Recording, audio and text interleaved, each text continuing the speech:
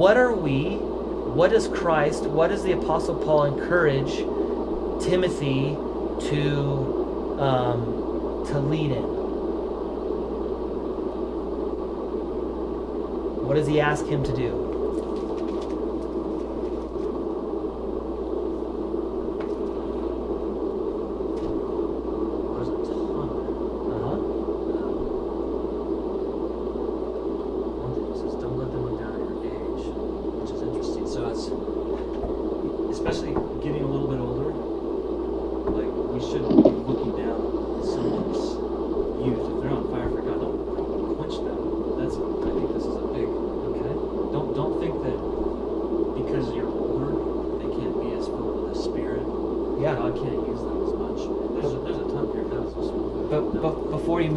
Sticky Teams was our other book, and do you guys remember he talks about young eagles?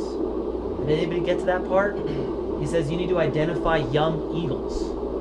So what he means by that is there's young people. It's easy for leadership once you get established to not let anybody in. You think you have all the answers. No, raise up. He says here, entrust the things you've heard from me to others, so that they may teach others as well.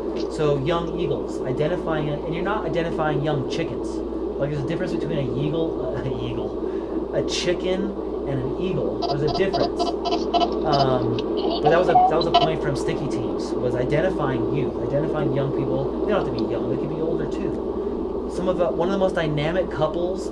They came to our church 3 years ago. They said, we just want to serve. We've been in a body and they just haven't let us serve or whatever.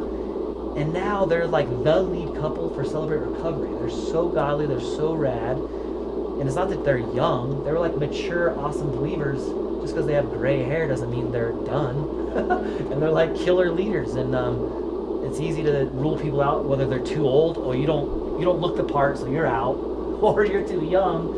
And there's some risk in both. I think you do need to be, to some degree, proactive in pursuing younger leaders. Churches die. That's how almost all churches die across the country, is they don't empower younger people. Older people get, and we'll face that same thing. I think when you get older, you're like, oh, we got it together. We don't need those young guys, So that's someone you get. That's how churches fail. They don't empower and let the next generation step up.